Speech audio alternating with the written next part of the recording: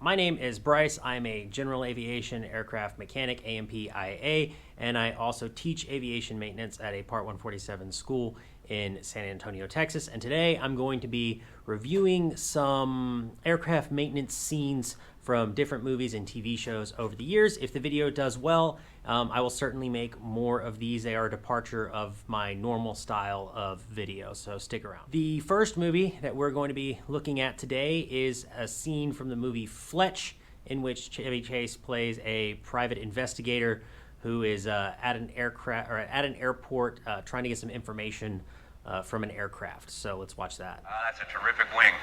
I love this shape. Hey, do us a favor, pal. Name's Liddy. Gordon Liddy. Lord, take a look at the 7th Fetzer valve, will you? I think it's been sticking. Probably the humidity. That's funny. No, what I think it is myself is the bypass line. That could be the bypass line, yeah. Maybe I should take a look at it.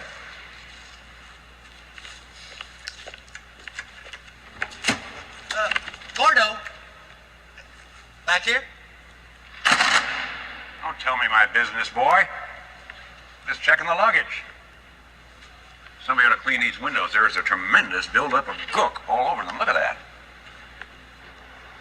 You use a lot of fuel to go to Utah? That's what I always ask you. Burns enough to go to South America and back. South American back. Is that right? Yeah. But I always kid him about it. I say, what are you doing up there? You doing some stunt flying or something? What's he say? Well, he don't say nothing. He just gives me that look. You know he's got that look. Yeah, you don't say nothing, he just gives him that look. Well, sure, he's the boss. Here, let me take a crack at this Fetzer here. Gordon. Yeah, I know where it is. I'm just getting a bird's eye view here, and, What do you think? It's the bypass line, right? I think it's the bypass line, yeah. Don't I'm gonna need some pliers and, set of 30-weight ball bearings. Why? Yeah, tell you what, I gotta go to my truck. If Fred gets here before I'm back, you can tell him to start without me. What the hell you need ball bearings for? Oh, come on, guys. It's so simple. Maybe you need a refresher course. Hey, it's all ball bearings nowadays. Now, you prepare that Fetzer valve with some 3-in-1 oil and some gauze pads. And I'm going to need about 10 quarts of antifreeze, preferably Prestone. No, don't make that Quaker stain. Watch those windows. They've got filth and muck on. So right off the bat, I mean, it's a pretty funny scene. Chevy Chase is playing a private eye who has no clue about aircraft, and I think, now this is a bit of an older movie, but I think that the aircraft mechanics are somewhat onto him, especially when he walks up and he says he's a supervisor. They kind of give that face of, oh, okay, yeah, this guy doesn't know anything, even if he was a supervisor. But a Feltzer valve is not a thing. It's not a thing on a jet engine. It doesn't exist, at least that I'm aware of. It could exist maybe somewhere else in like electricity, but it's not a part you would find on a jet engine for sure. So they tell him, to come look at the Feltzer valve, and it kind of looks like they're giving him a little bit of a hard time here. And he obviously goes and looks at the wrong thing. They're saying that it's a bypass valve and whatnot. But the part that always gets me at the end of this, and I've even said this to my students before, is when he's like, "I'm going to need some 30-weight ball bearings," and the mechanic's like, "What?" It's just it's word salad. It's all things that don't actually mean anything, but the aircraft mechanics in this scene, like I said, they seem to be onto him as what's going on with it. The only thing I don't like about it really is the depiction of the aircraft mechanics as kind of a couple of greasy guys in some coveralls, if you will. But other than that, it's pretty funny scene. I think, like I said, if you frame it from the perspective that the aircraft mechanics are just messing with him to see really how much he knows, I'd probably give it like a 7 out of 10. If you're taking it seriously, then like a 2 out of 10, because like I said, a Fetzer valve isn't a thing. This next scene is from the movie Central Intelligence. I'm pretty sure she thinks I'm the Black Badger. She worked me over pretty good in that interrogation room. Hold on, wait, what's going on? What's that? Whoa. What's going on right now, Bob? No biggie. We're completely out of gas. Oh, my... Oh! We're going down, Chet! There's nothing I can do! Oh, shit! quickly, what's the one thing you wish you'd done in your life? One thing I wish I had done is not get to play with a guy who didn't check the goddamn fuel. Why would you check the fuel? No, something that's real. What's the one thing you regret not doing for you? Oh my God, I think we're gonna die! Not having a kid, man. Not being a father. I regret not being a father. Maggie, I should have gave you a kid. I should have gave you my seed, Maggie. I should have. I'm so selfish. I'm sorry, Maggie.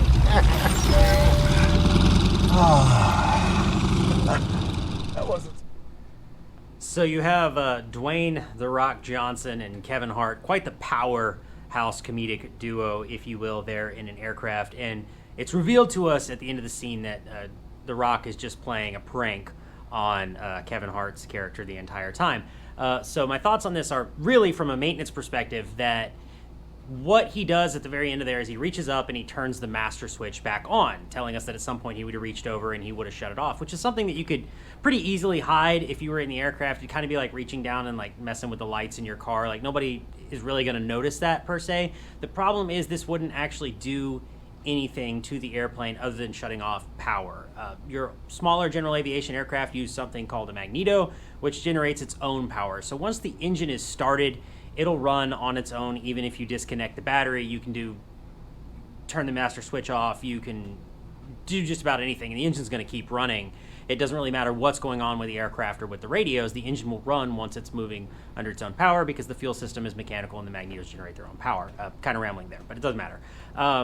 So when he turns it back on, really all he would be turning back on is the power supply for all of the lights, all of the radios, all of the avionics equipment, which you can see everything's sort of flashing a warning, which really isn't what you would see if you lost power in flight. You'd probably see something like external power supply lost, automatic shutdown, and it's usually like 30 seconds. And after you shut the master switch off, if you don't override that for an emergency situation, after 30 seconds, the backup batteries in your avionics equipment will turn off and you'll lose all of your attitude indication and heading indication and whatnot. But the other thing about this is that the aircraft kind of goes into a dive, which is also something that wouldn't happen if you lost power, if you lost the engine. You're just going to establish your best glide and you're going to come down in a nice, gentle glide. But he's playing a prank, so it makes sense that he might point the aircraft nose at the ground to get kind of a rise out of his cohort there to do something to him. The only real issue, like I said, that I have with it is that turning off the master switch wouldn't do anything except turning off all the lights and everything, which is still scary enough in its own right. You'd actually probably have to reach up, and if it was me, I'd probably reach up and like pull the mixture out to the point where the engine was sputtering or something like that. But it would cue in your passengers that you're doing something because you're reaching up and grabbing a lever and then the engine's shutting off, and that wouldn't quite have the effect. So for this one, I'm probably going to give it like a 4, maybe a 5 out of 10 because like it is a prank, but the master switch wouldn't have the effect that they're showing in this scene. For our last scene, we're going to be watching a clip from Masters of the Air. Is it cleared? No.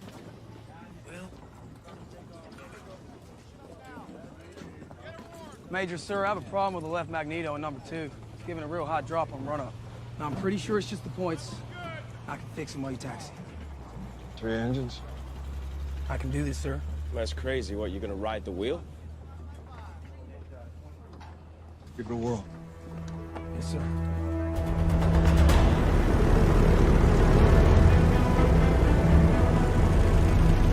I don't know about this, Buck. Fixing a magneto on the hard stand. Yeah, that's one thing. But on the move?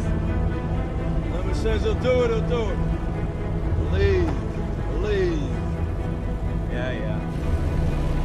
How we doing there, Lemons? We gotta lead this squadron. On it, Major. I'm going as fast as I can. Got 2 planes in front of us. Yes, sir.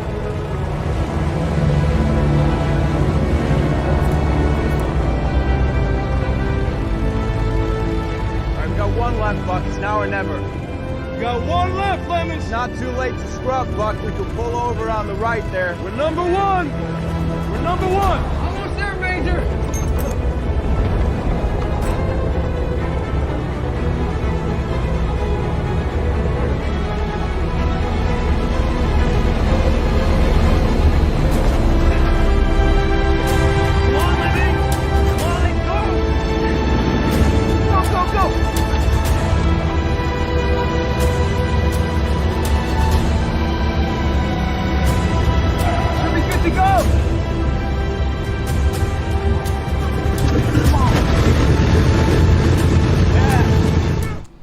actually really like this scene. Oh my God.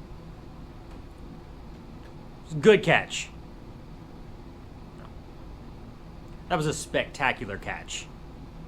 So I actually really like this scene. I kind of like the way it's depicted. I have not actually seen this show. Just one of my students brought me this scene to review for this movie, or for this episode.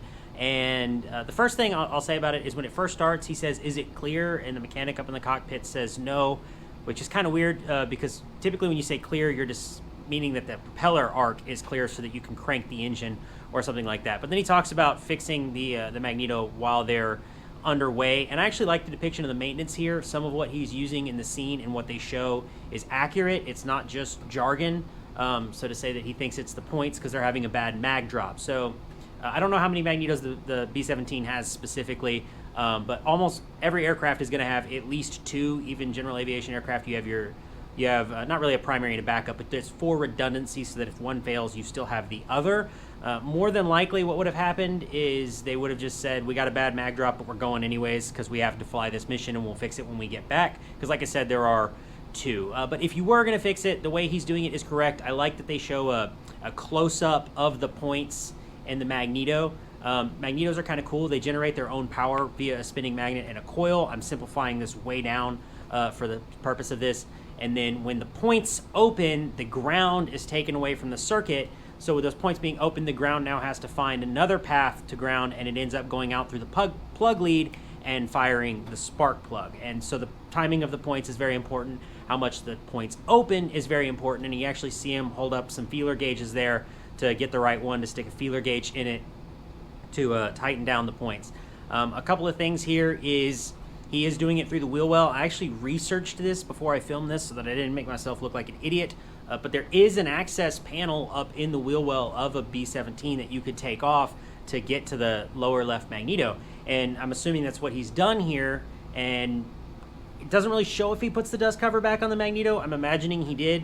I'm going to take points off just because he didn't put the access panel back in the wheel well. But you wouldn't need that to fly. It's just a panel inside the wheel well. The gear doors are going to be closed. It might spray the engine with rocks, but really, who cares? This is a war. We've got to go drop some bombs. But all in all, this is actually a pretty accurate depiction. I don't know why you would do it while the aircraft is taxiing. If you had the option to just sit at the back of the line, unless they're leading the squadron, I don't know. It's a movie. It's for fun, right? So I'm going to give this one about an 8.5 out of 10. I think it's pretty accurate. The jargon or the speak is accurate, and the depictions that they show are accurate, which is not always something you get out of shows. So there you go, everybody. I think that's going to do it all for this video. I kind of kept it a little short. I didn't want to do a whole bunch of videos because I want to leave room for some more episodes. If this is something y'all want to see more of, drop a comment below on a movie or a scene from a movie or TV show that you would like me to review as it goes for aircraft maintenance and that kind of thing in TV shows, because they often don't do a very good job of depicting it. But I do think it's important to mention that they are movies, they are TV shows, they are for entertainment. And if you critique it a little too hard, all it's going to do is piss you off. So try not to worry about it too much and try to just enjoy it for what it is. But I have that habit sometimes when I'm watching a movie and they depict something and I'm like, that's just not how that works. And I want to scream at the TV, but it would kind of ruin the value of the movie if you did that all the time. So if you enjoyed it, make sure you leave us a like, leave us a comment, subscribe. If you want to see more of this kind of content, this is the first video I'm doing in this series. If it does well, like I said, I will happily make more of these videos. Drop a comment on your thoughts below. Keep things respectful. As always, I will see you guys in the next one. Go build something and be easy.